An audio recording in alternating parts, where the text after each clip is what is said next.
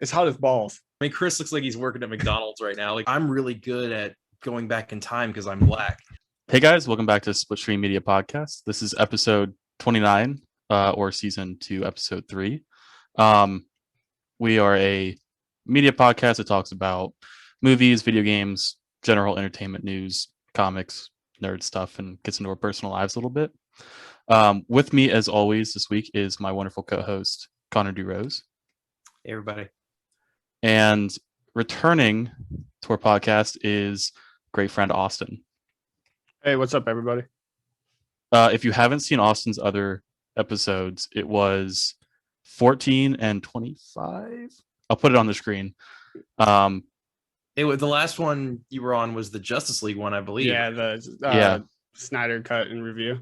I was just gonna say, definitely check that one out if you haven't seen that one, because that's a really good episode.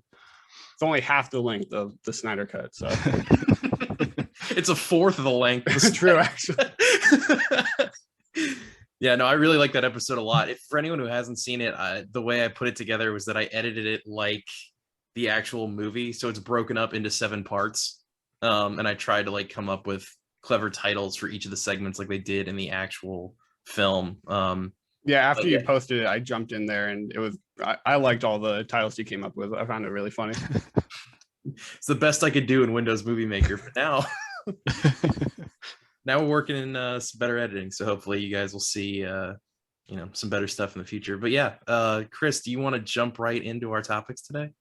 Yeah, so just a fair warning for anybody. It's pretty much a Marvel episode, but there's going to be spoilers. So we're going to talk about Loki and Black Widow, and this is your warning. I'll put it on screen, I'll put it in the description, but from this whole episode, just assume everything is on the table. So we can go right into spoilers, correct? We're not going to do like a little section of spoiler free and then go into it. If you want, we can just give our general thoughts spoiler free, and then we can go into spoilers. I just wanted to be like, we might let something slip. Like, I'm not going to filter myself. No. I'm going to give general thoughts, but yeah, be warned, we might spoiler it or spoiler something. So don't watch if you don't want anything spoiled, I guess. So Connor, we're talking about Loki first, right? Oh yeah, let's do Loki first. Okay. What are your thoughts on it? I absolutely loved this show. And that's saying a lot because I think the first 2 MCU shows I wasn't crazy about. WandaVision had a lot of good moments, but I think it was kind of half a good show. The Wanda and Vision stuff was really good. And then all of the side characters and villains I didn't care about at all. And then Falcon and the Winter Soldier was just so goddamn boring. Like it again, moments that I liked, but for the most part wasn't crazy about it.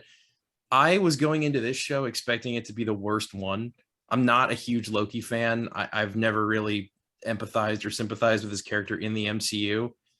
But this is far and away the best show that they've made so far. And I honestly think one of the best things they've done in recent memory in the MCU.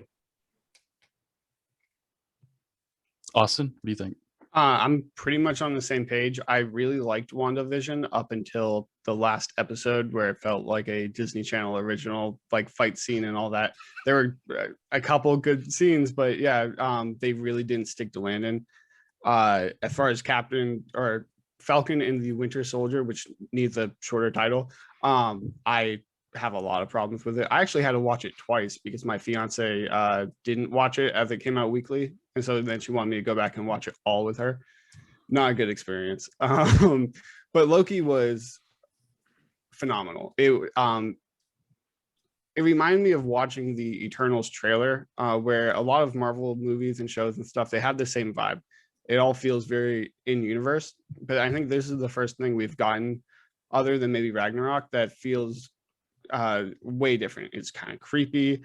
It's ominous. It's definitely playing with a lot of comic book ideas, multiverse and stuff like that. That I think 10 years ago, if you had tried releasing something like this, no one would have understood or watched it, except for really niche comic readers.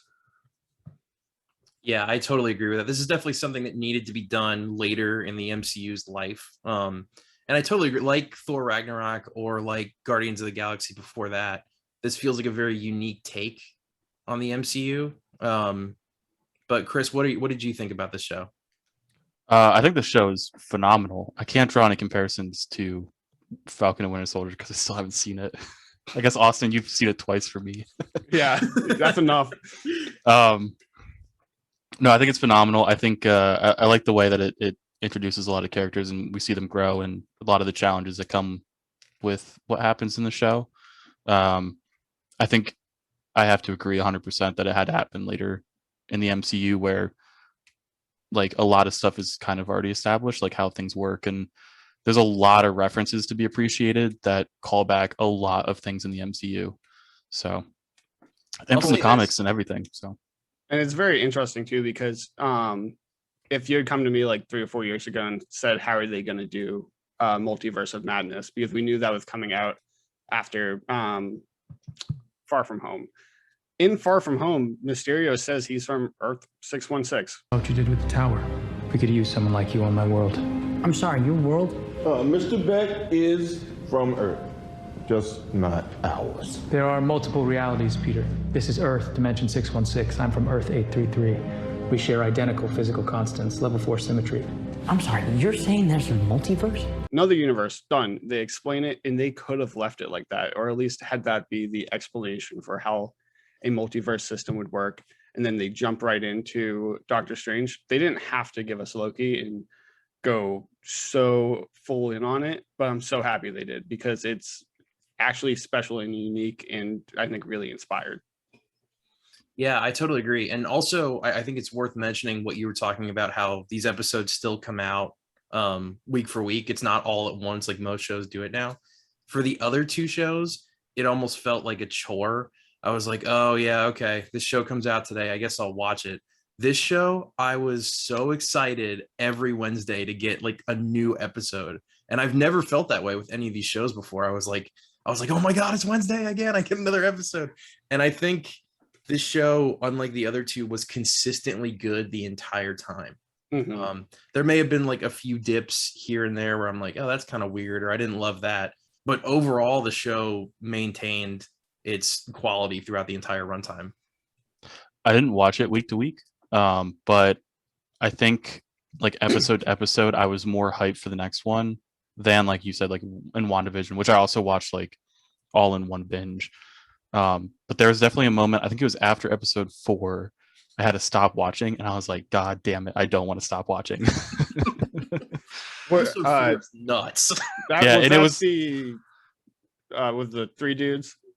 I don't want to like spoil anything in case anyone didn't is still sticking around, but yes, I think that is. Yeah, okay. There's stuff with Mobius, there's stuff with Loki, and then yep. Yeah. That episode ends so well. And I mean, oh my God. I was flipping out. The after credits of that episode too is I think we're safe to go into spoilers at this point. Okay, yeah. If you haven't watched it, go watch it. Stop watching this and then come back if you want to hear our thoughts on everything. But yeah, the end of this show had such major ramifications for the MCU as a whole. I was very surprised that they did that in one of their TV shows. Yeah, and that's what people have been wanting, right? With WandaVision, we wanted Mephisto or something that was going to really alter the MCU, and it didn't. I mean, Doctor Strange didn't even care about what was fucking happening. So why should we? And then with Falcon and Winter Soldier, like it was kind of a small story. They had to rewrite a lot of the story anyway. So you can't fully blame it for not sticking any part of its landing. This one, I mean, it gave us multiverses. It's more tied in right now to the next Doctor Strange and probably, hopefully, Spider-Man than I think WandaVision was originally. So, and to just leave it there, to not unpack any of what they just gave us and just show us that statue of Kang and then say peace, season 2.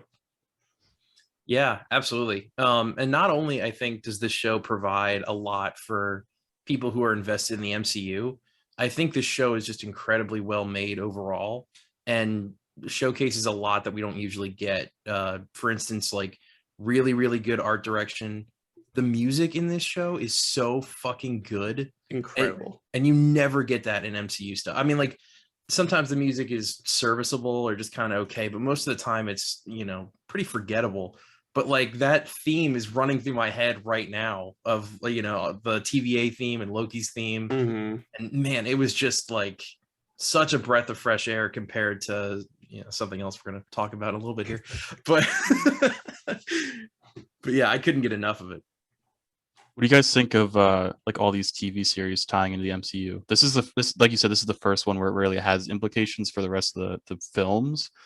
What do you guys think of like having to watch all these TV shows to like get a part of the I mean, story? I'm fine with watching I'll watch almost anything Marvel. I mean, I really disliked Falcon and Winter Soldier for a lot of reasons, but even that wasn't as bad as like Thor Dark World. It was at least serviceable, and as long as they keep giving me serviceable, I'll probably still watch it because I'm just a consumer. I'm just unabashed, like I'm a huge fanboy for all this stuff, and even for the moments, like the whole thing, like Falcon and Winter Soldier can be really shit, but I still watch it for those moments where Bucky says, if he was wrong about you, he was wrong about me, which gives me chills.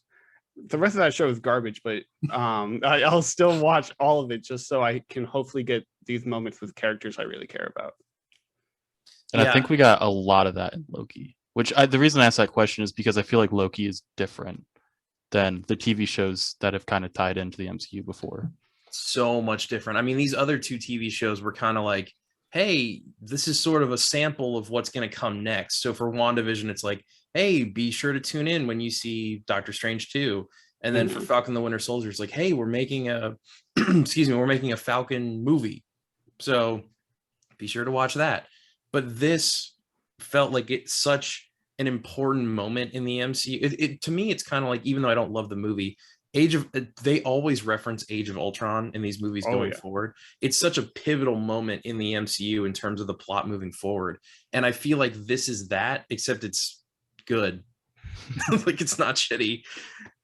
Well, I thought with this show, like in the first like episode or maybe two, like when we start to learn about the TVA and how Loki's kind of in like this like void, not the void, but like this area that like time's different and you can go back and he's supposed to be a variant or something. I thought it was just going to be like kind of a closed loop show where like it doesn't have any effect. It was just going to like Hulk hates stairs, and then that's where we start, and we're going to end with Hulk hates stairs. And I thought that's how it was going to go, and it was not at all. I was right there with you. I was the least excited for this show because I thought it would be, oh, it's just Loki jumping through time, having fun misadventures. We even get in the trailer him being the plane hijacker guy. So you think it's just him jumping through time. You're not expecting this whole weird conspiracy. If you ever played the video game Control, it has that kind of vibe, that brutalist mixed with like mystical vibe, which is all just really unique. And then to have that much impact where it's a must watch. I don't think there's anyone that, I mean, Chris, you're going to watch all the new Marvel movies without watching Falcon and Winter Soldier. I don't think you'll have much problem figuring out what's going on. You'll be fine. Yeah. You'll get everything that's happening. And I agree with you to a certain extent about just like the character in general too, which for me is why I wasn't super excited. But what I really wasn't excited about was being like, oh, we're going back to 2012 Loki. I was like, all this stuff that's happened to him, like, why do I care about this version of him when that was so long ago? And it's not the character that everybody likes now or that everybody sort of grew up with, whatever. But they do a really good job of sort of quote unquote catching him up to speed with everything that's happened. First episode, you're there. He knows what his story is, and watching him deal with that in multiple stages too. A stage of, fuck, I'm not good. I'm like, I can't win. Then he immediately like turns it like, no, I'm going to turn this into a win for me. And that immediately turns him into a really interesting character you want to go on this adventure with. This is the same guy that killed Coulson and really fucked up capturing New York, but he's still going to keep on trying. And by the end of it, I like him more than I like him at the end of Ragnarok, interestingly enough. I totally agree with that. And it's interesting too, because they do two things in that episode to bring him up to speed for him and for us, the audience. They have Mobius sort of deconstruct the character, like ask him, why are you doing this? Like what makes Loki tick, essentially. And then I really like the idea of him when I don't remember exactly what happens, but like he's messing with time and he ends up back there. Everyone else is trying to catch up to him and he gets to watch his life unfold. And watch how he dies. Yeah, and see how he dies. By the way, when that like Super 8 whatever tape, like it kind of flies off the end like an old film reel, that was so genius. It actually had his variant number on it. If you saw like at the end of the tape. Really? So you knew that was specifically like the tape for him, which of course the TVA can produce any tape on anybody, but yeah. Well, and I like that they also set it up so that might not be how he died. Because we get with classic Loki, he says that that was all mysticism, it's imaginary. And that's not to say that's exactly what happened in the sacred timeline, what we saw in Endgame. But now it's like it could have been, and in the future we could get that Loki again, and maybe like a Loki assemble type moment in season 2 or something like that, where he maybe has to find other variants. Oh, I see exactly what you're saying. So like the classic version of Loki, that's the one that actually moved forward on the prime timeline. So on the prime timeline, technically he didn't die. Yeah, because it's weird how time works. It's not a line. It's like it's all happening all at once to the TVA, and so they're outside of it. So the classic Loki says that when in Endgame, when we see him die, he didn't actually die. He went and drifted off to some desert planet that no one lived on. And it wasn't until he reintroduced himself to reality that he sparked a Nexus event and the TVA showed up and took him away. So technically speaking, that Loki could be on our timeline or sacred timeline, which doesn't even really matter anymore now that there's going to be an infinite number of timelines. Yeah, and another thing they did with introducing the multiverse that I thought was clever is in the first episode when they make the Infinity Stones worthless, basically like literally and figuratively shelving them away. Like we're done with the storyline, we're done talking about these, like they're not important anymore. And they were using them as paperweights. They're literally using them as paperweights. Yeah. And I think that's the absolute smartest thing that they can do, because I've heard other reviews of Black Widow, which we're going to talk about later, but where people, they don't feel like the tension's there for Black Widow, one of many reasons, but specifically the villain. Who cares that you have a spy network? Thanos came in here, snapped his fingers, half the universe went away, and so they either have to jump the shark in a major way to make you care again, or they have to tell you that it's all kind of pointless and it doesn't matter, that like, and that's what they do with the finale. They say, hey, yeah, all that's predestined anyway. Good guys will always win. Bad guys will always lose. It's just a huge cycle that we go into. This is where it matters, but it also doesn't matter in a way, because it's just going to come back around. It's just going to come back around to that point where someone has a choice to kill Kang, and they either can, and they can make more multiverses, or they don't, and they run the TVA. It's all pointless and absurd. So just sit down, watch your movie, eat your popcorn, and have a lot of fun watching this stuff. Yeah, no, I completely agree. And it's interesting you bring that up too, because I feel like another thing that this show does differently than every other MCU property is that there's no real villain in this show.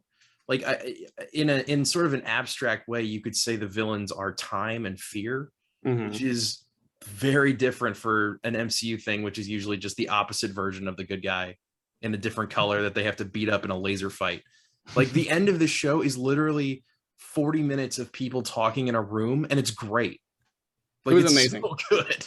The entire like monologue, I was literally gripping my seat. I was watching it, just I didn't want it to stop. I wanted him just to keep talking. The acting was amazing. The tension was high, and there was very little like action happening. It was just a lot of information, a lot of important stuff being thrown at you, and then you know what the characters are going through, what they're battling with, and what may or may not happen, and it just really builds up to this awesome point, and then it lands. It does something interesting and impactful that when it says season 2, you're just like, all right, is that today? Yeah. No, I was so bummed when this show ended, and I can't say that about either of the others. Like, I was like, oh, fucking finally, this is over. But this one I was actually sad about. And real quick, and since we're in spoiler talk anyway, I want to briefly mention, maybe not briefly, but I definitely want to talk about Kang and how I think his introduction was maybe one of the best, if not the best, villain introductions in the entire MCU. Because I really like the idea that this is the best version of the villain. The version that you meet has defeated all the others, has condensed the timeline into this one timeline to prevent the other versions of himself from taking over. So you're looking at like not the most evil version, but definitely the most powerful. And the fact that he's so sort of indifferent at the end of time, now that, you know, he's been guarding this timeline for so long, and he's clearly lost his mind. Like, he's kind of kooky and weird. And I like Jonathan Majors' performance. I ate it up because it was very Shakespearean and like kind of out there. And I loved every second of it. I think the most important thing about what you just said, though, is that he might be the best of him. He's one. He's still afraid, though. Loki says, "Who are you afraid of?" And he says, "I'm afraid of me. I'm afraid of all the me's that are out there or could be out there." And that kind of is chilling in a way, because you know when Sylvie kills him and he says, "I'll be seeing you," that's a lot of them. And whatever we get, because we all know it's leading up to this big secret war. That's why Nick Fury is in space. That's why we have the Kree or whatever. We're getting to this point where that's going to be the next Endgame in a decade or so. And so you're already terrified of this enemy that we won't really fight for another like 2 dozen movies. Yeah, exactly. And I don't think, unlike Thanos in 2012 Avengers, where they teased that way too fucking early, because I think they thought they were, you know, I don't know how many more movies they thought they were going to make. But this to me feels like the perfect time to do it, because you haven't seen the real version of Kang yet. This is just, you know, the version of him who's, you know, a little more chilled out. Definitely the one that won. But I was like, what a fucking genius way to introduce him as the series big bad for the next couple movies. Maybe even, like you said, the next decade of films. And then B, also belittle Thanos as a threat. Because not only have you, you know, now we had this whole series where he was the biggest bad, and people are like, oh, where are you going to go from here? Well, they don't even give a fuck about that. Like we said earlier, the Infinity Stones are literally paperweights. They don't mean anything anymore. And I thought that was such a great way to introduce him as a villain, make him powerful, and also take Thanos down a few pegs without ruining the legacy of the last 2 movies. Do you think Kang wanted to die so that, because like he's got the sacred timeline, he's got control of that, right? Do you think that he wanted control of the entire multiverse and that's why he wanted to die? We're getting in kind of like a little deeper with the Kang stuff, but I think to me it was more, I've reached this point where I'm letting you choose now. It was kind of a giving up control moment, and you see that when he's like, we've passed the threshold. Like, I don't know what's going to happen. And at first he looks a little scared, and then he looks excited. He's like, I don't know what's going to happen. And it's like thrilling to him. And I think he was just like, hey, you know, however this goes, it's not up to me anymore, because I'm, you know, he kind of mentions that I'm old and tired and I don't want to do this shit. So he's like, whatever you do decides the fate of everyone else, but it's not up to me anymore. It's not my story anymore. Yeah. And I think too, it might be a hint at what kind of character Kang is. He's Kang the Conqueror.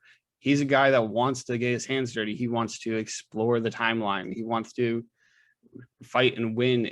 He doesn't want to sit there in a tower all by himself with a really creepy hologram. He probably wants to die just so this can go around again, and it can be a little more fun for him. If nothing else, he doesn't have to deal with it anymore.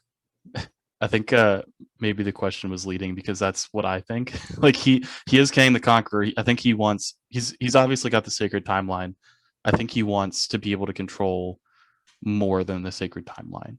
And whether it's that variant or a different one, I think like that is his like motivation. Yeah, I think the other versions of him, clearly do, which is why there's a whole multiversal war going on. And maybe that is what they meant by that. To me, it felt more like an indifference kind of thing with at least that version of Kang. He was just like, listen, it's your choice. He's like, whatever, if you want to keep this timeline going and you want to run the TVA and continue my work, that's fine. If you want to kill me and unleash a multiversal war, that's fine too. He's like, it really doesn't matter to me anymore.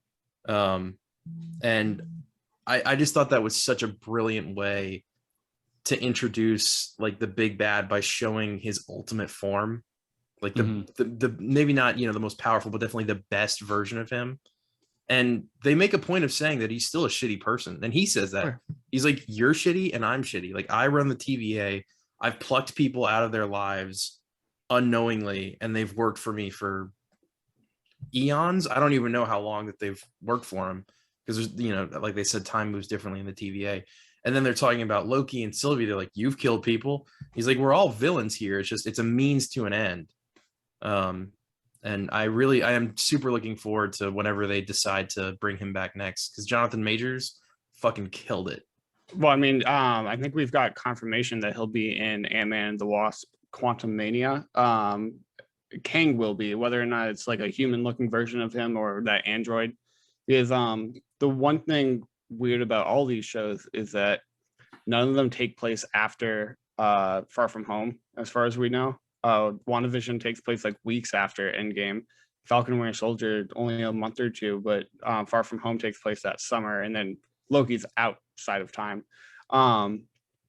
So it's interesting how this impacts anything and where it impacts it. And then knowing that he's going to be in it and that all these shows are tied into what's coming next. There's just a lot of questions of how. I have hope and trust that it's going to be good, but I just want it right now. Fuck COVID. No, I do too. How interesting would that be though, if they just decided like every movie from here on out is just a different version of Kang? Like each movie's villain is just a slight variation of that villain. I think that'd be an interesting way to go about it. Like Ant-Man and the Wasp is like, oh, I'm from universe 128, whatever the fuck. Like, and then the next movie that has him as the villain, it'll just be spread across these different time periods and these different people. I think that would be kind of cool. I think it depends on how the story moves going forward, if that's a possibility or not. Which it actually kind of makes me think that like Jonathan Majors doesn't have to play Kang, because we saw like with all the Loki variants, like we have a bunch of different people looking a bunch of different. There's a fucking alligator, so you could cast whoever you want really for whatever variant you want. Which is also very smart from a very meta perspective, because these movies take a long time to be made. There's a line in Age of Ultron where they talk about Wanda being a kid.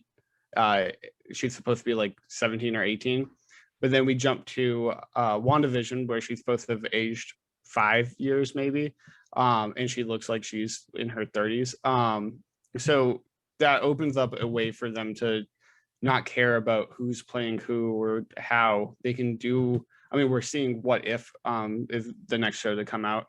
And though it's animated, we're going to probably see that live action soon, where, hey, we can replace Tony Stark Iron Man with whoever we want from a different multiverse. And that might be where some of these shows end up going. It's like, hey, this may not have an effect on like our timeline, but this is just what's happening in a different multiverse. And like, maybe just like little short stories here and there from outside of our universe. So does that make the Edward Norton Hulk and the Mark Ruffalo Hulk like two different variants? I think it does. I bet you. Is this set up now? I actually saw this picture. It was like, so you see, after Sylvie kills him, you see all the branches like outside of his window or whatever, and someone wrote like next to all the different branches it was like Tobey Maguire Spider-Man, Andrew Garfield Spider-Man. I was like, yeah, it's pretty much confirmed at this point. I Real hope quick, so. this is why WandaVision sucks, because they had this whole this whole idea of like doing a multiversal thing, and instead of doing that with the X-Men, they decide to make Quicksilver a boner joke and mean absolutely nothing. I'm like, why did you make this show before this show?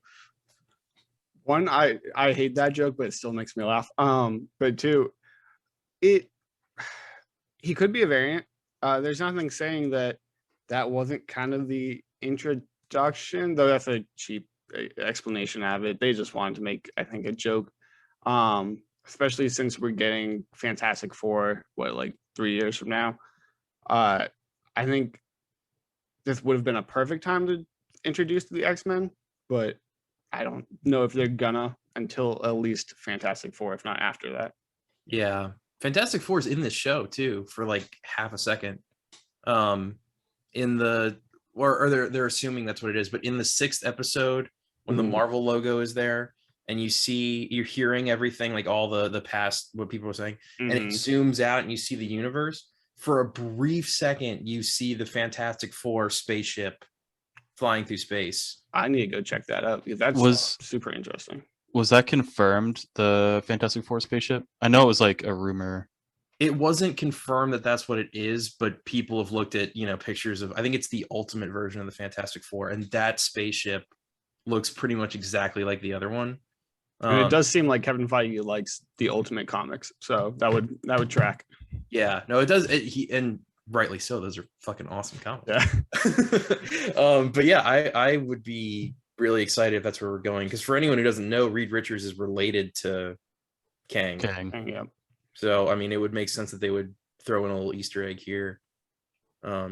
Speaking of Easter eggs, Jesus Christ, this show is filled with them. The Thanos copter. The fucking Thanos copter.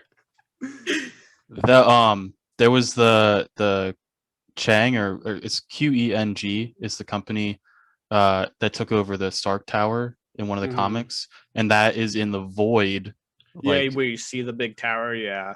So it was like the timeline where the Battle of New York happened, where the Chang company took over, which is a company run by Kang.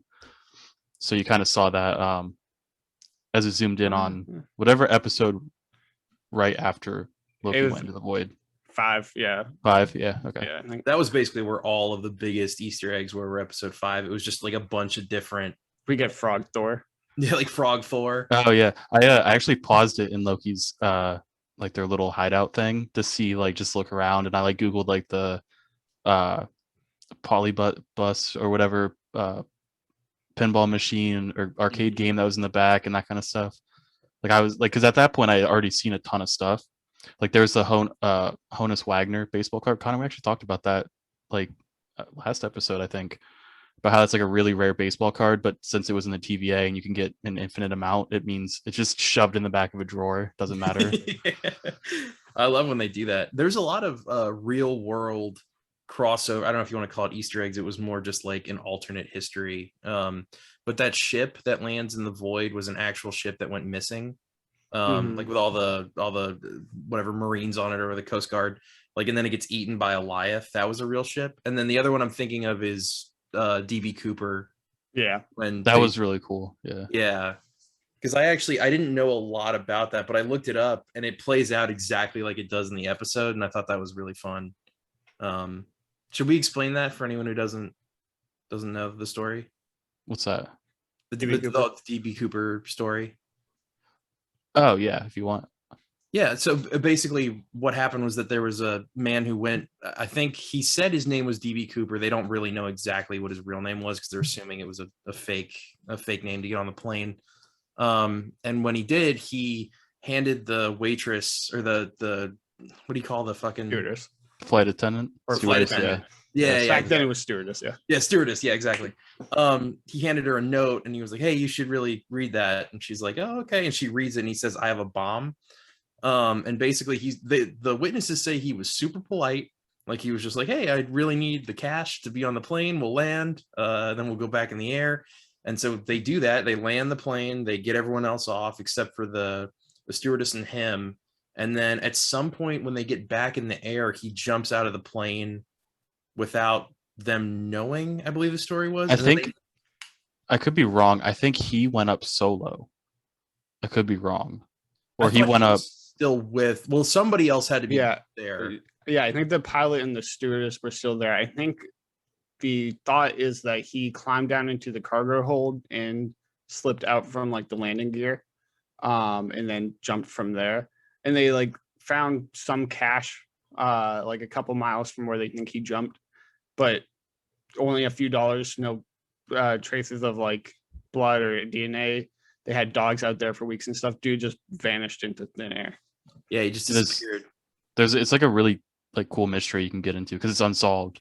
I think there's like actually when I was painting this room there, I watched like a 40-minute video on it, and like but there's like a bunch of people who like claim to be, but they like didn't really, or people like accuse their family members or whatever, but they did find cash. They did find cash. Like I think they did trace the serial numbers. I could be wrong, but I think they did trace the serial numbers back to like the bag of cash that they gave DB Cooper, because like I assume they took note of the serial numbers of cash they were giving to a hijacker. We'll call it what it is. Yeah, but they never found him, and there's no trace of him anywhere. And the show makes the insinuation that Loki, like he was like making a bet with Thor or something, and he needed, I don't know why he needed Earth money, but he was like, yeah, I needed this to pay Thor off. So Loki is DB Cooper. He jumps out of the plane, and then the Bifrost sort of takes him away as he's jumping out, which I thought was a really fun, because some of the cash gets left over, so that's why they would find the cash. Like it was a fun little nod to our reality. But I think I should probably mention the few things that I don't love about this show, because they're few and far between. But just real quick, there's a YouTube channel called The New Rock Stars that has like a ton of Easter egg stuff. If you go and watch, like they break it down by episode. I'd go watch like a couple of their videos, because it was really fun to watch after the fact and be like, oh yeah, I totally missed that. They like really break it down, like even down to like every Nexus event that appeared on the TVA computers and stuff. It's like really cool. Yeah, that would be a really good one for me to actually go back. I know I missed a ton, so that'd be fun to go through. Real quick though, I just want to mention like the few gripes, I guess, and then if you guys have any gripes too, I'd love to hear them. But it's, for me, some of the writing when it was in sort of the character moments was hit or miss, because a lot of it felt very ad-libbed, and it felt like they were like, oh, we'll just figure it out on the day. You're charismatic people, we'll figure something out. But it leads to a lot of people going like, what do you want to do about it? It's like, I don't know, how do you feel? Oh no, maybe I don't know, like a weird stuttery kind of. It's like a new trend in these movies to have more quote unquote realistic dialogue, and I don't like it. There's a little bit of that here, and then some of the small scale action in this was shot really bad. The big scale stuff, like when classic Loki's fighting Goliath and they're doing things like that was really fun and shot super well. But when it's people punching each other and it looks exactly like Falcon and Winter Soldier action, I was like, oh my god, this sucks. This is so boring to watch. Like in the futuristic grocery store when he's fighting the big redneck dude, like this is not a good action sequence. Marvel, for all the money they spend on all this and all the money they pay their actors, they can do so much better when it comes to action and fighting scenes. They cut every punch. It's very close in. You don't know what's happening. That's why like Shang-Chi actually looks really interesting, because you can already tell from the trailers a lot of wide angle action scenes, no cutting, like one shots. That's what makes for good action in movies. And for these movies to be billion-dollar movies and we still get this really cheap, like no talent kind of action, it's kind of disappointing. Especially when they're running to the spaceship on the moon planet. The green screen was kind of awful on that, and you could kind of tell they would like run 3 feet in one direction, cut, run the opposite 3 feet, because there was a very small green screen and area they had to work with. And all of the action, was just very blurry, dark. That's like the number one sin I have with a lot of movies, where the CG action fest is always like pitch black, so you can't see how cheap they made everything. And also another gripe I have in the Rocks cart, when the bombs go off through the time doors, what happened? It seemed like it was going to be a very big deal, but nothing happened. Yeah, they're like, oh my god, look at all these things, and then they're just like, oh, it's fine. Mm-hmm. We fixed it. It's good. The shot you're talking about on was a Lamentus 1. Yeah. Where they're running and it's like it's made to look like it's one shot, but it isn't. It is. They're like, oh, we fooled you. I'm like, no, you did not. The camera pans up to something, and you can obviously tell that's where the cut is, and then there's like three times like there's the new Rockstars actually like broke it down where each cut is, but I could identify 3 like in real time as I watched it. It was like the fog after they got like blown back. Mm-hmm. It was when they panned up, and then when they're in the restaurant, there's like a beam that goes vertically like top to bottom, and that's like a dead giveaway that's like stitched using that beam. Yeah. And actually you can see Loki super like there's like a you can see like where they superseded him over, and it's not perfect. Like it's a little, it looks like double vision almost a little bit for like half a second. It's really I think you just don't understand Loki's powers, Chris. Oh, okay.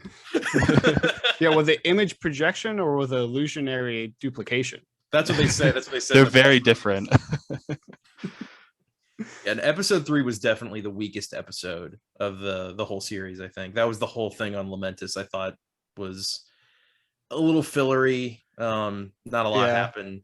And there was like 1 or 2 interesting character moments, but for the most part, I didn't super care about what was happening. Seeing Loki get drunk and have a little fun, and like I don't know if you guys picked it up, but there's a running joke that all the Lokis are really bad at metaphors. When we get to the void, 1 or 2 of the Lokis try making metaphors, and they all really suck at it. And then the whole love is a dagger that isn't there and all that, I found interesting. But yeah, for the most part, that whole episode, that was the only time I was checking my watch. I was like, is there anything happening here? That's why I was getting a little worried. I was like, oh no, the second half of the show is going to be bad. So I was like, I could feel the decline. And then episode 4 was so good that I was like, oh, I'm not worried about it anymore. The one thing I really loved in episode 5 too, speaking of all the other Lokis, was when the president, I guess President Loki, I think he was called, and then he comes in with all his minions, and they're kind of poking fun at the other movies where like Loki is just a one note, all he does is betray, but they just keep betraying each other. And it keeps cutting to Tom Hiddleston like, Jesus Christ, like, is this what I do? And I thought that was so fun. Yeah, because you actually have character growth in that moment. And you get it immediately after that too, when Sylvie says, how do I know you're not going to betray me? Because that is what a Loki does. And he is the one and only Loki that we see that is kind of over all that and has a greater perspective on his glorious purpose. Yeah, and I also like how it makes sense that the only people, because they're talking about how Lokis we don't prosper, we survive. So it makes sense that there aren't really a lot of other people in the void. Like they would have all been eaten by Eliath, but just like there's this weird gang of Lokis that fucks with each other. I just thought that was so fun. So you want to move to Black Widow? Yeah, quick. I was just saying. I do. I just want to mention one thing about season 2, which I am still pretty excited about, but something came out that I wasn't, the director. Happy. Yeah, so the director of the entire first season, so she directed every single episode. She will not be coming back for season 2, which is a huge bummer because I think clearly her creative vision is, you can see it very clearly in this entire show, and I know that that's going to be affected somewhat going forward. And that's really a bummer because the whole style of the show, I think, is great. It's so fucking weird, but it's not like WandaVision weird where it feels kind of manufactured weird. This is like Watchmen weird, where it's just out there and it's so strange, but it's really enjoyable. And I think we're going to lose a little bit of that charm in season 2. Do they have any? Do we know who's going to replace her or no? They don't. I think she said she wants to do a movie in the future for the MCU. She was just like, it was just kind of like the Watchmen metaphor is actually kind of strong because it's like Damon Lindelof said the same thing after season 1. He's like, I made my Watchmen season and now I'm done. I told the story I wanted to tell. And that's exactly what Kate Herron said about the show. She was like, I only wanted to do one season. I told my story and now it's time for other people to tell their stories, like with what I've created here. And I thought that was super cool, but Disney can't stop something if it's profitable, so they're gonna milk it to death. Yeah, she does seem like it's left on a pretty okay terms. She says she loved working with them and would do it again. She didn't know about season 2 though. She said that it was as news to her as anyone else. Yeah, I think they probably asked her last minute. I think they saw the Nielsen reports or whatever of having people watch the first episode of Loki, and they were like, we're doing season 2."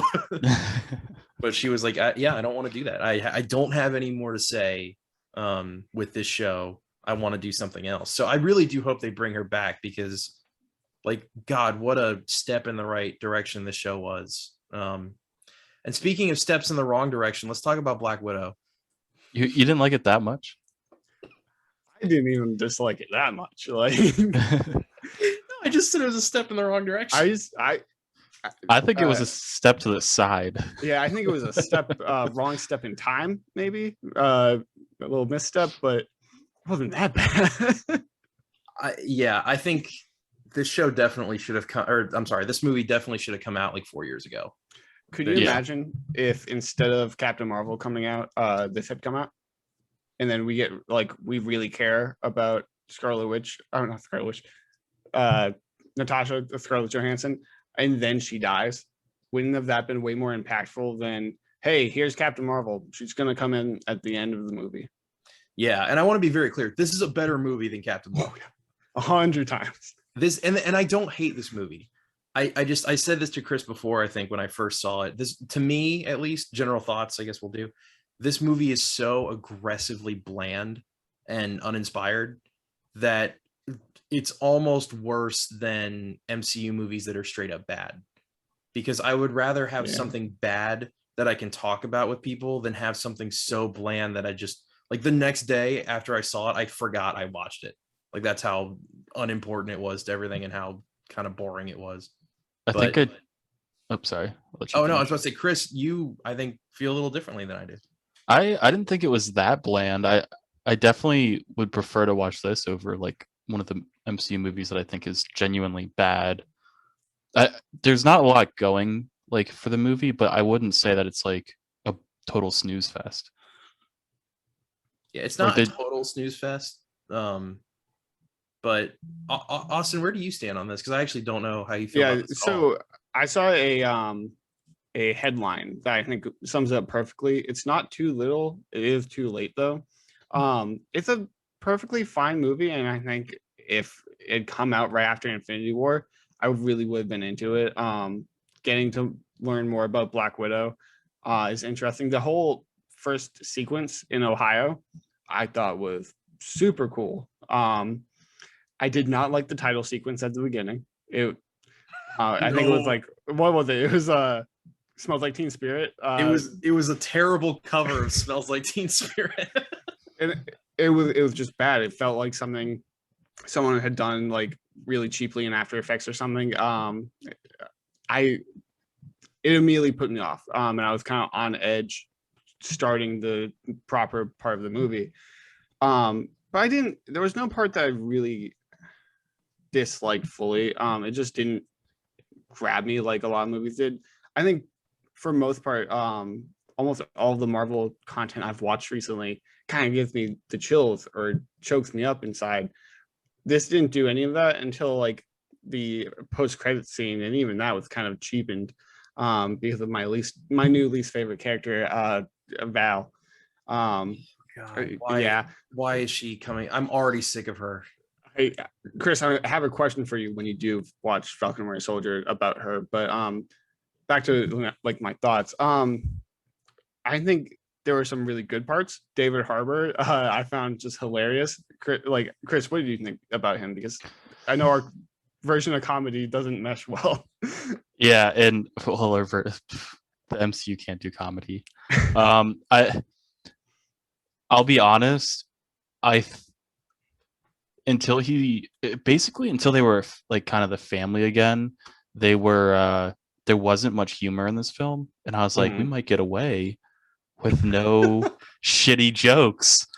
And then they're they're like all together, and they meet the mom. I forget what her name is. This movie is kind of forgettable. Oh yeah, I'll take it back. But they go to the mom's house or whatever, and then he starts cracking jokes, and it was quite a few in a row, and I was like, this is enough. I'll say this, Austin. I was really here for Red Guardian in that opening scene that I think is the best part of the whole movie. Which is almost kind of weird too, right? Because in the beginning of the movie, it's like watching The Americans, I think it was FX show. He was very serious. He was a Russian cold spy. He was a badass. And then we cut to this crazy man in a prison talking about fighting Captain America in the 80s. It didn't mesh well. Yeah, that beginning part though, I think every aspect of that was amazing. Well, I thought they were going to do an interesting thing where, like, in my head, I assumed that it was going to be obviously Natasha and Yelena. Is that it? Yelena, yeah. Yelena. They weren't related to David Harbour and the mom character. Like, clearly they were just hiding out. But in my head, I was like, oh, maybe they're just, immigrants who maybe have done some bad stuff, but they moved to America. They're actually trying to, get their act together. They're trying to start a whole new life. And then they were going to portray S.H.I.E.L.D. as the bad guys who were like coming to hunt them down. And I was like, what a neat twist. Like, obviously they're not good people, but you get to see this other side of S.H.I.E.L.D. that you don't usually see, which is like hunting people down. I was like, that's kind of interesting. That's not what happened at all. Yeah. It turns out that Red Guardian is a huge jokester. Yeah. It felt like two totally different characters. And I totally agree where you said it didn't mesh well. It was like that opening scene and then the rest of the movie, but they didn't connect it at all. No, and you're right. When I saw the S.H.I.E.L.D. vans like chasing them, I was like, oh, are we doing this thing where we see S.H.I.E.L.D. as the bad guys? Because they kind of are in a lot of ways. But no, they dropped that immediately because of the time jump, and then they hand wave it away because it was Hydra back then too, and yada yada. And Red Guardian is so cartoonishly evil that it throws any subtlety like that out the window. Also, when he said that the copies of like the disc that he stole were in ashes, I was like, oh, he like burned them in a parking lot. He burnt down the whole building. Like, what kind of spy are you?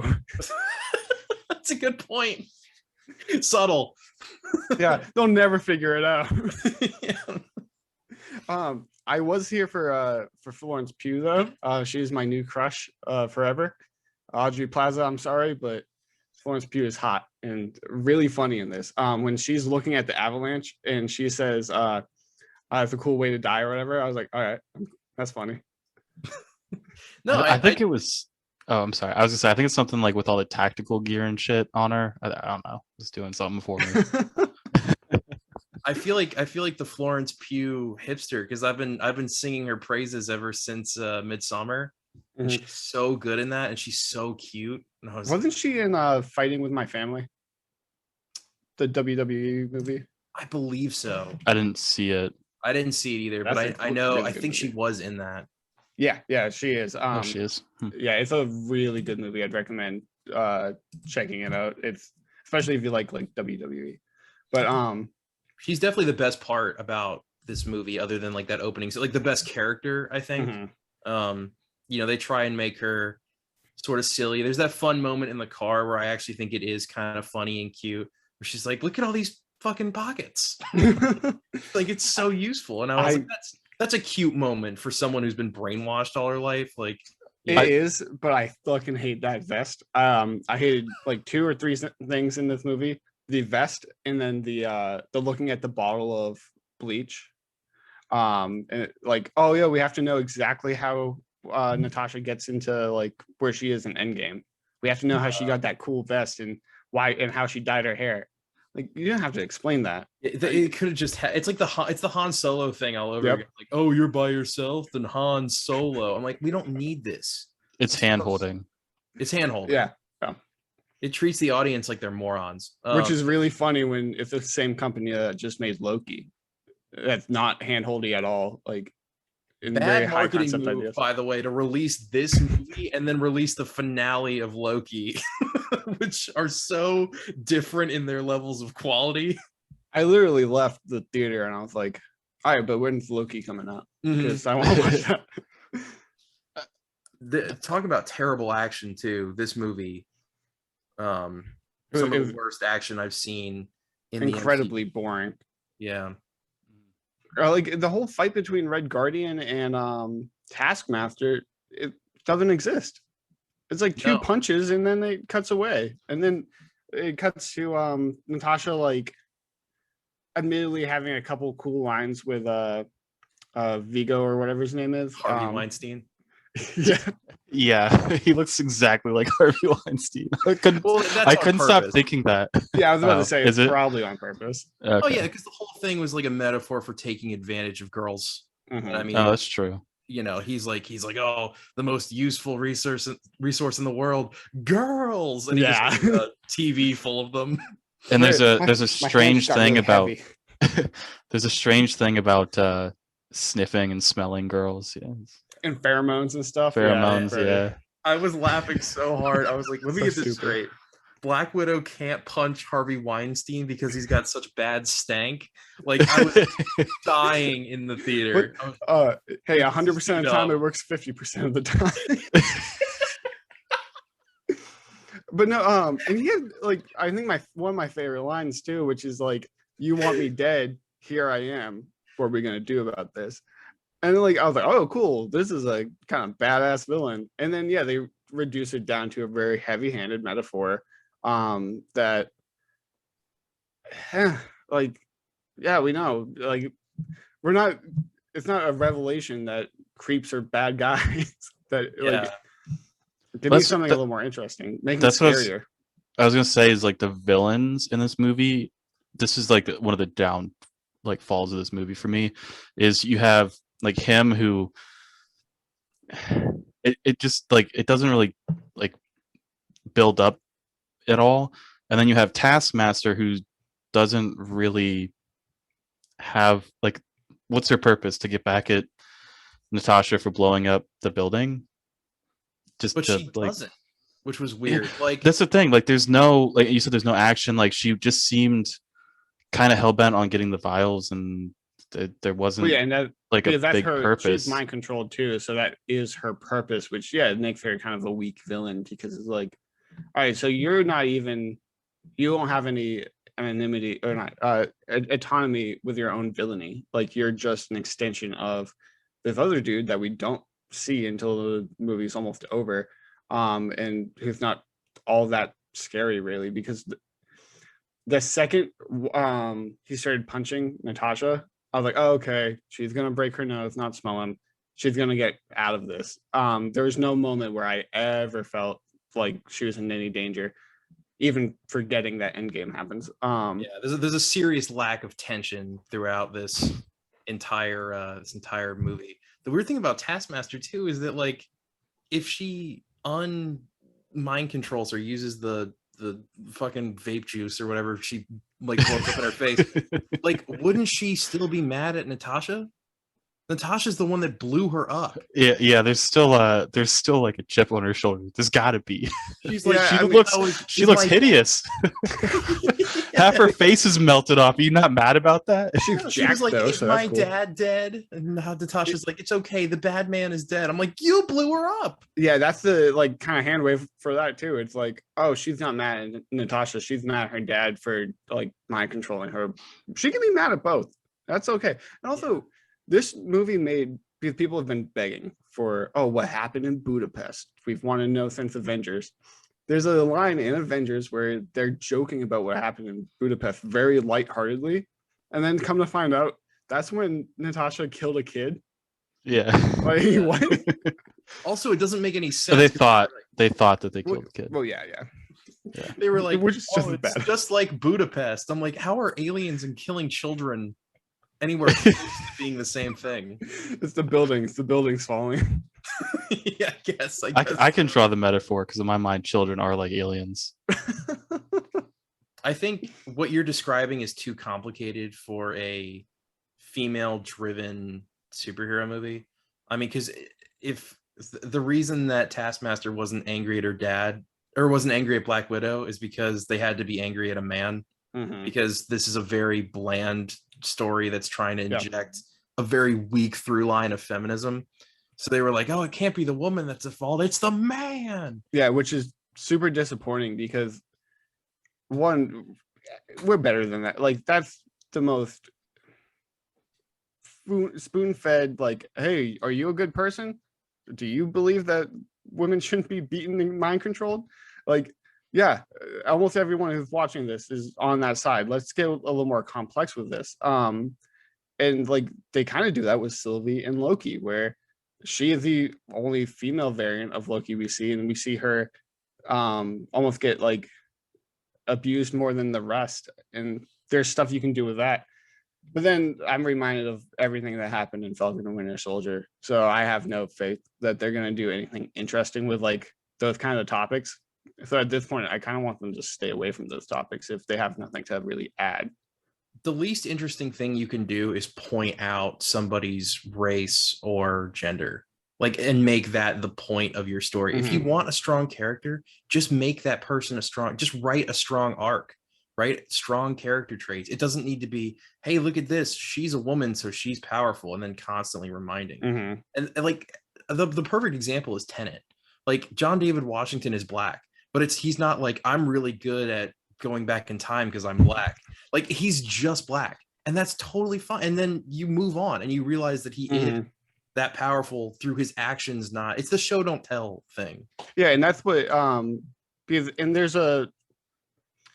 this happens a lot where they try just to make a character black or female or something else, and it comes through as really clumsy and heavy-handed. The Ghostbusters remake, I think, is a great example of that happening, where, all right, we get it, they're women and they're funny, can we have like an actual plot now?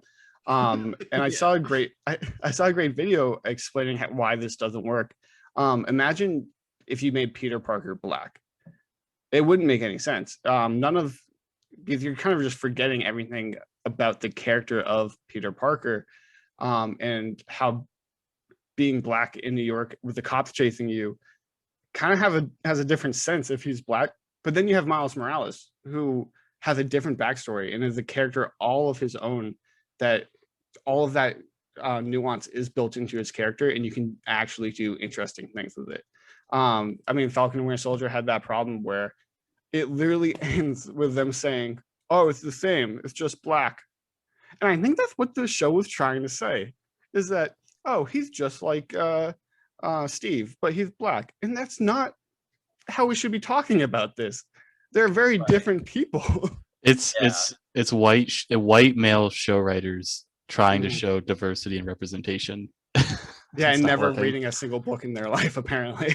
Yeah, and Falcon the Winter Soldier is a little different because the whole thing with like that the black super soldier that was sort of forgotten and in jail. And they try and play that up. But yeah, it's if they did wanted to make one of these other characters black, the problem is that would be the character trait, I think, is the biggest problem with this. And it's the same thing with, I mean, Captain Marvel is the biggest defender of this, is that she can do no wrong and that it's everybody else's fault, and because she has to be strong and powerful. But, you don't get that if your character isn't interesting. I mean, we haven't had a Black Widow movie until now, but she's been in other movies before Captain Marvel, and there was never a moment, maybe Age of Ultron, slight moment in Age of Ultron, where they point out that she's a woman. But other than that, she's just a badass, and she just does badass shit. Same with Hawkeye. But then you have Captain Marvel, that the entire movie is like, she's a girl and she can do it too. It's like, yeah, we know, we get that. Can we have a real plot and real like character development and conflicts other than just, yeah, she's a girl? I don't think feel like- superheroes care at that point. They're superheroes. I was gonna say, like, throughout like all the films, Black Widow, like you see flaws, you see character development, you see a good arc. Like those are things that help like create good representation of like the people that you're trying to represent. You know. Mm. Yeah, and I think the perfect example of that, to your point, is her arc in Winter Soldier, because that was a really fun dynamic where it was like the goody two shoes, straight and narrow soldier has to partner up with this spy who is always double crossing people and can never be trusted, and that's a fun dynamic in that movie, and they learn to trust each other. But it's never about her being a woman, it's just her being a spy and then having to work together, and that's what makes that movie so interesting. And there's definitely moments in here where they kind of forego that, and the whole Harvey Weinstein plot is a little heavy-handed. But my other gripe with this, kind of completely unrelated, but she's not a superhuman, right? How is she still alive after being blown off that bridge, and then like her ragdoll body as she falls off that building? And they, again, hand wave it away with some fucking bruises on her back. You would have a lot more than some bruises. They tried to make this movie another world-ending event, which they needed to keep it small scale, and they didn't do that. They were like, fortress in the sky, and everything's gonna get taken over, and millions of spies. And I'm like, we didn't need any of this. And it could have been very, very small scale. It could have been just, if they had fleshed out the Taskmaster character and just made her a reflection of Black Widow and sort of like her needing to atone for the sins of her past. Like, look at what you've done. You create your own monsters, you create your own demons, kind of thing. That would have been really interesting. But instead we have a giant fat man in a floating tower who can't be smelled. And that's the movie that we got. Yeah. This, especially being delayed like a year and a half, this movie just didn't have a chance, I don't think. No, I think they just put it out like, fuck it. Like, this just needs to get out so we can move on. Like, we know this isn't going to make as much money as the others. We know that people aren't excited for this anymore. We're going to put on Disney Plus too. Let's just get it out the door. Yeah. We're going to finish up with Loki so people have something strong to remember the MCU before the next big thing. Like, we just need to push this out. What is the next big thing? Eternal? No, Spider-Man. Isn't it Spider-Man? Spider-Man's Christmas. Isn't Doctor Strange coming out soon? Oh, that might be before that, actually. Yeah. So it looks like Eternals is November. So that would be before Spider-Man. Let's see. What is it? Phase 5? Phase 4. Phase 4. Really? Jesus. I will say I don't recommend this movie for $30 on Disney Plus, because that's how I watched it. Was I streamed it on Disney Plus. For $30, I no. Yeah, save your money. Wait till it comes to Disney Plus for free. I think then you could probably watch it. Wait till it's included in your subscription. Don't rush out and grab your wallet to get this. No, it's not worth it. It's again, I'm trashing this movie hard, and I think everyone's gonna think that I really hated it. I didn't hate it. I thought it was just fine, and I think you have a lot of flaws, and I think it's valid. Yeah, with the current state of Marvel movies, this movie's kind of unacceptable in terms of how it was. If this was a Phase 1 film, I think I would have been more forgiving. Or if this had come around that time, Phase 1, Phase 2 especially, I would have been like, oh, that was fine. And I would have been like, oh, there's some good parts here and there. But having it come out now, after the last movie being Far From Home, which is fucking awesome, this just felt like such a huge step back from that. And like it fell out of a time warp from 2014. Yeah, they can do so much better. And not to say that it was awful. I'll probably watch this movie again. Like, if I do a rewatch of them, I will always skip Captain Marvel, though, because that movie sucks. I will always skip Thor Dark World because that movie sucks. This is just not up to snuff, though. Also, Shang-Chi is the next one, and then Eternals. There's 3 movies coming out this year? Yeah, Shang-Chi, Eternals, and then December is Spider-Man. Well, we have a lot of content for the channel, I guess. That's crazy. I didn't know that all 3 of those were coming out this year. I for some reason I thought Doctor Strange had been moved to next year, but I guess not. It's March 2022. Oh, okay. So it was okay. I'm sorry. You said Eternals, right? Eternals is November. Okay. Gotcha.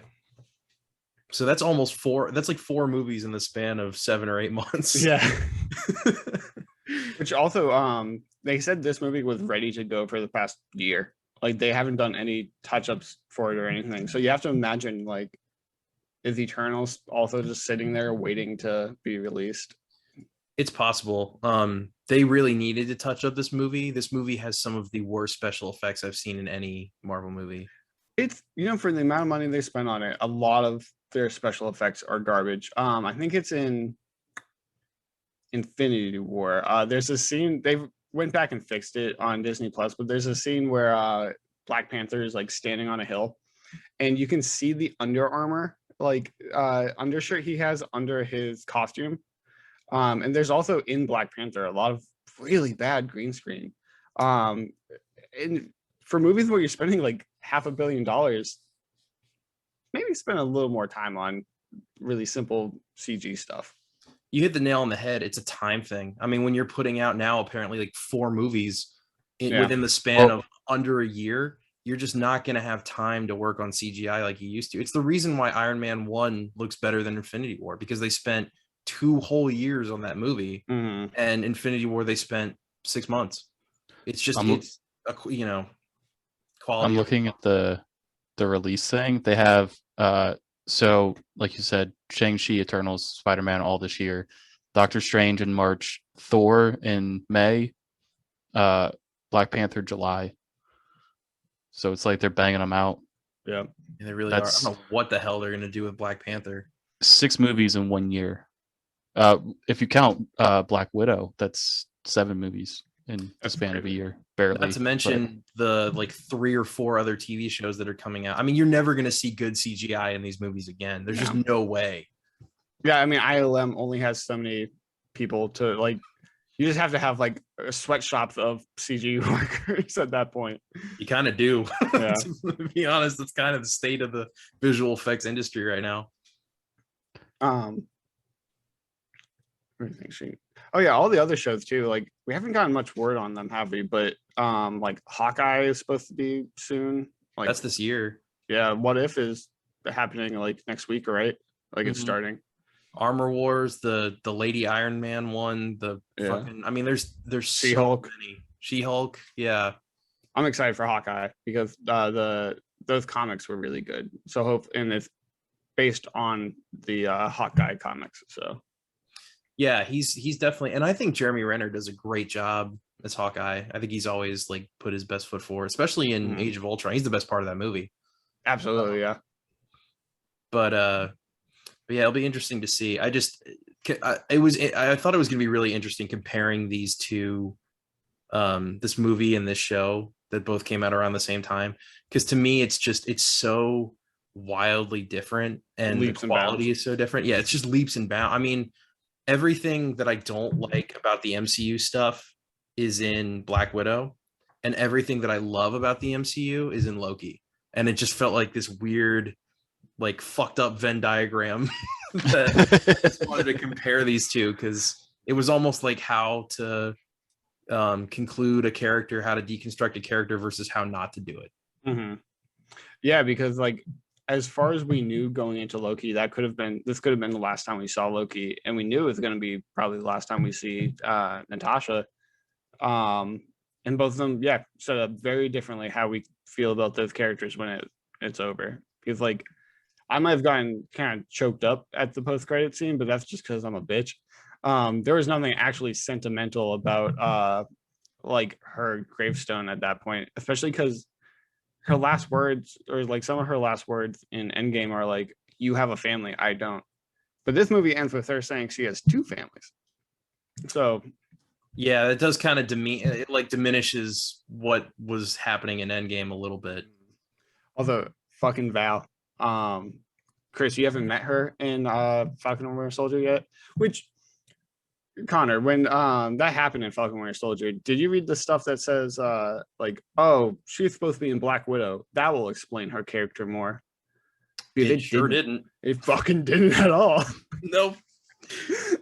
Like, especially because she's a very complex character in the comics books. She's a good guy, bad guy, good guy, bad guy type character. So what is she right now? Is it just the Thunderbolts? Because Thunderbolt Ross is looking a little old, so he probably can't be leading that team anymore. Or are they No. doing Dark Avengers or what? What are they doing? I think that's probably what they're going to end up doing. The way this movie should have ended, the post-credit scene, it should have been her sister going up to Black Widow's grave. It should have been her paying her respects. It should have panned over to the grave next to her, and it should have said unknown, which is what her mother, she should have been buried next to her mother, and then it should have ended. That should have been it. Got chills right there. They set that up in the movie perfectly. They were like, your mother, I put her in the grave marked unknown because fuck her and fuck women. I'm Harvey Weinstein. Fuck you. But then they set that up. And then in the end, like I'm telegraphing the script in my head. I'm like, that's exactly what's going to happen. But instead, Julia Louis-Dreyfus just blows her nose and makes a shitty joke. And then the movie's over. I'm like, what a fucking piss poor way to end your movie. Like, who wrote this? Like a 12-year-old? It was awful. It's weird that, because it seems like Kevin Feige like cares about what's happening with these movies to the point where he just had a meeting about the rules of the multiverse, but then they allow something like this, which kind of tells me that no one cared about this movie and it being written, and they just said, hey, make sure you have a scene with Val. Yeah, I think that's all they cared about was that end credit scene. They were like, do literally whatever you want. It doesn't matter. This movie doesn't matter. And we don't care how well it does because it's not part of this next phase of Marvel anymore. Yeah. Like, we got 7 more movies coming out. We got way more shit that people are going to be excited about. So, you know, and that's a shame because movies like this get tossed to the side because they're like, we don't need to put that much resource or, you know, time or effort into the writing. Like, who cares? Yeah. So speaking of a superhero movie with low budget and time and care put into it, are we talking about that Spider-Man Lotus thing? Dude, that segue was excellent. I watch a lot of podcasts. Hey, if you guys have ads you need done, I can talk about toilets, shaving, my underpants, got it all. I got scripts. Let's go. I would love that. Yeah. We're not even sponsored, but go. I saw this trailer and it got me really excited. I guess for anyone who doesn't know, this iteration of Spider-Man is a fan-made film. It has nothing to do with Sony or Marvel. It's just one guy and his small crew, and they're making a movie called Spider-Man Lotus, which is going to be an adaptation of 2 excellent Spider-Man stories. It's the kid who collects Spider-Man, which is one of my favorite Spider-Man stories. And then it's going to be Spider-Man Blue, which deals with the death of Gwen Stacy and sort of the fallout and aftermath of that. And in the trailer, they show a lot. They show that, you know, the kid, for anyone who doesn't know, the kid who collects Spider-Man, the basic story of that is that there's a kid who's collecting a bunch of Spider-Man memorabilia, and he has all this stuff. He basically worships Spider-Man. He's the #1 fan. And Peter finds out about this and he goes to visit him, and he's sort of, he's going through the collection with the kid, and he finds out like what kind of he's basically explaining all this memorabilia. He's like, oh, that's when I fought you know, who, the Green Goblin or whatever. Like, he's just going through all of it and explaining everything. And then they get to a point where Peter starts talking about all the stuff that he's done wrong, and he confesses to the kid about Uncle Ben, thinking that the kid will see him in a different light, but the kid still is like, no, you know, you're still a hero to me, blah blah blah. And at the end of it, he asks him if he can reveal his face. And he does. And he shows him that he's Peter Parker. And then he, you know, decides after he does this, the kid calls him Peter, and they have a whole other conversation. And as Spider-Man is leaving, you find out that the kid is terminally ill and he only has a couple weeks left to live. So he was basically doing kind of a Make-A-Wish sort of thing. But it's also sort of a deconstruction of the Spider-Man character. And that story is awesome, and it's really fucked up, and it's really sad. And I would love to see that along with Spider-Man Blue, because the whole thing is Gwen Stacy died. So if they use the kid who collects Spider-Man as a frame to show flashbacks of what has happened already, like the whole narrative is told through that point of view, I think that would be really cool. Yeah. Kind of jumping off that, I think my least favorite thing about Marvel Spider-Man, like the Tom Holland, is he's not Peter Parker. not the Peter Parker that we see in the comics, who makes all these really hard choices and just gets shit on. That Parker luck. Like the Ultimate Spider-Man comics were some of my favorite Marvel comics. We see it in the video game too. They kind of do it where Peter does not catch a break ever. And he doesn't care that he doesn't catch a break a lot of times. He's just a good person. Almost to the point of Captain America, but even Captain America gets to live a pretty cushy life a lot of the time. Peter's always just this dude that barely scraping by and sacrifices his love, his family, his everything just to help people and be good, and then fails a lot of the time. And we get to see him deal with that failure, unlike a lot of characters, I feel like, who, oh, failure is just like whatever, I never fail. Peter is very imperfect, and it'd be interesting to get a good character story with him. So something like this is really exciting, because the Tobey Maguire, I hate Tobey Maguire as Peter Parker. Andrew Garfield, like, I thought they were going with something like this when we watched Amazing Spider-Man 2. And Wait a minute, hold on a second. no, yeah, I hate Tobey Maguire. I like Andrew Garfield's Peter Parker. I didn't know that. I didn't know you hated. Yeah. I knew you liked Andrew Garfield because I think you and I shared that sentiment that his performance is very underrated. I didn't know you hated Tobey Maguire though. He's a 40-year-old man, and he's like, it's really creepy. Like, there's Peter's a really cool character. Even more interesting than the character of Spider-Man. And I don't think he's been done right yet. And kind of calling back to what I was talking about earlier about making Peter black, I think they made Miles white and then called him Tom Holland's Peter Parker. It's just, it doesn't seem like anyone gets his character all that much, but it does seem like this trailer might kind of do it a little better. And I'm hoping they don't try to do a lot of action or a lot of massive set pieces. I think it would be best just to do like, vignettes of him growing as a character, failing, persevering, giving up, stuff like that. I don't think they have the budget to do anything major. Their target goal for this, their ideal goal was $20,000, and they're 25. Was it 25? I just pulled up their Indiegogo. Gotcha. Okay, yeah. So their Indiegogo, yeah. So I guess it was 25,000 they were hoping for, and they're currently at, Chris, it's like 53,000, something like that. Yeah, 53. So they have blown way past their highest expectations, which is awesome, because I think we're going to be able to see, the movie's definitely going to look a whole lot better than I think they were planning on it. But the director of this movie, Gavin something, it's going to bother me, I can't remember. It's like Conan or something, or it's a weird name. Gavin J something. Chris, do you have it up? Knopf.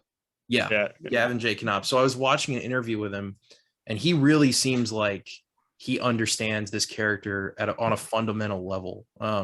Something he said that I think is, very apparent, but also I think, to your point, Austin, a lot of times just swept under the rug, is that he made the comparison to Superman. He said Superman is who you want to be. Spider-Man is who you already are. Like, that character's set, that the laundry list of faults and problems and things that he has to deal with, that's you. That's your life. So that's why everyone relates to him so much. And people, and I think, I like Tom Holland a lot, and I like those movies for what they are. But I mean, Homecoming especially is not a good Spider-Man film. It's a fun comedy and it's a fun MCU film, but it's not a good Spider-Man movie because he has no consequences. He has no problems. And ultimately, it feels like they're missing that key component of what makes a good Peter Parker story. Yeah, I think what makes a good Peter Parker story is the tragedy. It's because in Homecoming, oh no, the cute girl likes him, but her dad's a villain. Like, yeah, it seems like a comedic, like over the top. Like, there's not a moment of he might lose his job or his aunt's respect or a friend or something like that. All his friends now know that he's Spider-Man. He gets to bring them on his fun little missions. there is no real life consequences for Peter. Maybe for Spider-Man there will be some in the next movie, but for Peter it seems like a lot of the time things work out for the best. And that's just not kind of what we see a lot of the times in the comics. Into the Spider-Verse, I think, did it best, where they show Peter B. Parker, who's really down on his luck, and he still can't help but sacrifice to help people. And the last line of that movie is, "Even you can wear the mask." And it goes to your point of Spider-Man is who we are. It's all our faults and all our hopes of being better. Yeah, no, I completely agree. That movie is just a love letter to Spider-Man in general. Spider-Verse is so good. It's amazing. I'm not usually I don't usually care about the Indiegogo like GoFundMe pages like this, because usually the stuff that comes out of that is garbage. Or the projects, they just steal a bunch of money and the project's never complete. This feels different to me, and I can't really explain why. Maybe it was that initial trailer. But I feel like this is going to be really good, even if it's not super high budget, and even if there's some things here and there that I don't love just because of they don't have the money to make really what they want to do. I still think it's going to be pretty good. Yeah. I mean, this is what comics are made for. Not every comic has to be Civil War. There are comics where it's a few pages and they really hit hard, even though not a lot happens. Like there's one issue of X-Men where Wolverine has to go tell a kid, like, hey, you're a mutant, and your mutant ability is that you're nuclear, and you're giving off so much radiation, you've killed everyone in this town. And the kid's like, oh, so you're going to take me to Professor X, and you're going to teach me how to control it? And Wolverine just goes, no, you can't control it, so I'm going to have to kill you right here. And it's a really hard moment, and it's like 6 pages of a comic. There's no big evil bad or world-ending event. It's just you get to see these characters in a really raw form. And it'll be interesting if we get more stuff like that in movies where independent creators get to tell their story with these characters. Yeah, I totally agree. Chris, how do you did the trailer, did you think it looked good, or like what are your overall opinions on what this could be? No, I think it looks good. I think it's it's a chance for them to tell their story. I definitely would like to watch it when it comes out, see what their take is on it. And there is one worrying thing for me though, and that is Sony or Marvel going to do a cease and desist on this whole project? I don't know. It wouldn't shock me because this has gotten a lot of buzz, so it wouldn't shock me if they decided to do something like that. Usually with the Spider-Man stuff, they kind of give you free reign as long as you're not charging for it or making a profit. Like they kind of let you do whatever. I mean, there's animated Spider-Man stuff. There's other short films that are on YouTube. I don't think so, because it's not Warner Brothers and it's not Nintendo. But who knows? They said it is nonprofit, like in their Indiegogo or whatever. Yeah. So, I'm just looking through the Twitter real quick. They say Green Goblin is not in it. Good. I hate that a lot of comic book movies feel like they have to go with the biggest bad a lot of the times. No, and in this one, Harry Osborn is going to be like he is in the comics. Like he's going to have a crippling drug addiction. Mm-hmm. You see that in the trailer when he's like looking around Times Square or whatever. If you look at their story on their Indiegogo, they have the actor who's portraying each person, and then they have like a little comic book. I'll throw it on screen, but they have like a little comic like picture of the character that they're playing, and the one for Harry Osborn, he's literally like chucking some pills into his mouth. Yeah, no, that's something that's never been discussed in any of the live action iterations of Spider-Man. And if they're going for sort of this melancholic feel, like the whole atmosphere surrounding Spider-Man Blue, then that would really make sense if that's the direction that they're going for it. Well, Spider-Man typically, not to say it's marketed for kids, but a lot of kids. But yeah, you're right. It's a huge demographic. Yeah, that's not the Sony or Marvel way to do it. Which is such a pain, because we know that stuff works. Look at, Deadpool's a comedy, but I feel like you could do serious comic book movies that aren't goofy Deadpool nonsense, but still have them be R-rated. I mean, Logan works. For different reasons, Logan works, but I feel like it would be worth the risk to spend, like if you're Marvel, spend $50,000 on someone's pet project. Let them have that and get a little chunk of change and see how it goes. You're not losing that much. Like you're Disney. Money doesn't mean anything. Have fun. Do something cool. I don't know why they don't do that like they do in Star Wars, where now on Disney Plus they have the Legends category. Mm-hmm. It's like 2D Clone Wars and all, and the holiday specials and all the stuff that like isn't canon. I don't know why they don't give a voice to young creators and be like, hey, you're gonna end up on this section of Disney Plus. It's not canon, it's not MCU, but we're gonna review what you have and we're gonna give you some creative freedom to do basically whatever you want. Here's a budget of, again, like, you know, $50,000. Make your movie, and then we're gonna, you know, put it on this platform and see how well it does. That would also gauge audience interest in maybe something that they could do that is canon in the future. So I think that's a great idea. It's funny because we talk about like DC being behind the game, but it seems like they're the ones doing that right now with the Batman coming out and with Joker. These are these stories where it's like Elseworld stories or Black Label type stories aren't canon, that aren't connected to anything, and a little more artsy, a little less blockbuster, and seems to be working for them. We haven't seen the Batman yet, but I'm probably going to watch it 4 times.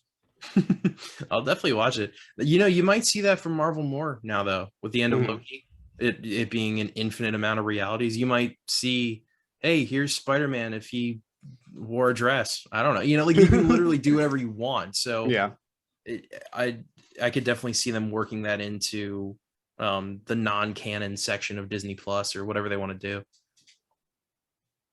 But this is the one. I've never kickstarted anything before, and I'm definitely going to give this money. Like I'm really excited about. I'm actually going to put the link in the description too. Maybe we can like throw it up on screen or whatever. But if you read the Indiegogo and you guys are interested in this, like, feel free to donate. And we're not sponsored by them. We're not being asked to do this. This is just my own personal thing. I would love to see them get as much money as possible to create the best possible movie. And there's like I know there's a bunch of tiers. You can like get your name in the credits, you can get a Blu-ray copy. But yeah, definitely support these guys, because it seems like this director so far has a really good grasp of what makes Spider-Man. And I'm excited to see his, you know, not Disney interfered, Sony interfered vision of what a Spider-Man movie should be. Yeah, I'm definitely. Oh, go ahead. I was just say the cheapest option is $5, name and credits. So if you really want to, you know. Yeah, I mean, $5 is like a burger. Yeah, it like feeds one of the cast members for a day. Yeah, I'll definitely like be keeping an eye on this, and this is the first I've heard of it, so I'm like super happy to keep an eye on it and hopefully watch it one day. Yeah, I wasn't following this at all. I had no idea it was even happening until that trailer came out and it blew up online. Because you see, before, all the other stuff has pretty low views. It was like, oh, here's some behind the scenes footage and here's some cast interviews, and they were each at like, you know, 10, 20,000 views, you know, nothing crazy. And then the trailer shot up to, I think, pretty close to 500,000, which is insane. So I feel like there's probably a lot of pressure on Gavin right now. Like he was like, oh, I only thought a couple people were gonna see this. It's his to fuck up now. Yeah, like you have that traction, do something with it. Yeah, exactly. So we'll see what happens. But yeah, I'm just really excited to see what they do with this. And I'm also, again, really excited to see No Way Home. Now that Loki has set it up to be this crazy multiverse hopping movie. But if we don't see Andrew Garfield and Tobey Maguire, I'm mad. Like, I hate to be one of those people that expect something from a movie without any reason to, but come on. Like, we've been asking for it for years. I don't think it's unrealistic, especially because Alfred Molina and Jamie Foxx are both going to be in that movie, confirmed already. So I'm like, how are you going to do that and not have the other? Also, Jamie Foxx's wording with it is that, like, he already deleted it, but he said, I'm back as Electro, except I'm not blue this time, Mm-hmm. which makes it seem like, yeah, it's a variant of Electro or something. Yeah, it'll be more like the comic, not the ultimate version, but just the regular comic version of Electro. Yeah, so with that, I guess we can wrap things up, Chris. Yeah. So thank you guys for watching. I hope you guys enjoyed our Marvel talk and fan-made Spider-Man talk. And leave a like if you liked it. Leave a comment if you are you excited for the Spider-Man movie? What were your thoughts on Loki or Black Widow? Subscribe if you're not already subscribed. Ring the bell for notifications. All that good stuff. And then real quick, this week I just wanted to mention the highlight thing, just to really throw that out there. Do you want to go ahead and talk about that? Yeah, so we're going to be kind of putting out some highlights, some more digestible, like shorter length videos from this podcast. So we'll probably, I don't know if we'll put them out before or after the podcast. We haven't really decided yet, but we want to kind of just make it easier for people instead of having to watch like a whole hour or hour and a half podcast. You can just kind of watch, maybe a 20-minute or 15-minute video. So a lot of the discussions are going to be re-uploaded as separate videos. Yeah, I think what's going to happen is that we'll release, because we released the podcast on Friday, and then over the course of that weekend and the next week, we'll just slowly throw out a video or two or three, however many topics we discuss, as highlights up until when we release the next video. So that way we're always kind of, releasing content. It doesn't, it won't ever get stale for you guys. And yeah, like Chris said, if you want to watch just like, oh, I don't give a fuck about Black Widow, but I want to see the Loki review, then, this is exactly how you'll be able to do it. Yeah. I think there's this good, like, we draw some good comparisons in the podcast where, like, we compare Loki and Black Widow, and that might not necessarily make it into some of those highlight videos. So, if you're looking for more in depth, definitely keep watching the podcast. Or if you want something a little shorter, but still get our thoughts, then watch the videos. Yep. But other than that, I think that's the end of the episode. Thank you guys for being on. We'll see you next week. Thank you for coming on, Austin. We appreciate it. Yeah, it's always a great time. Bye, everybody. See you next week.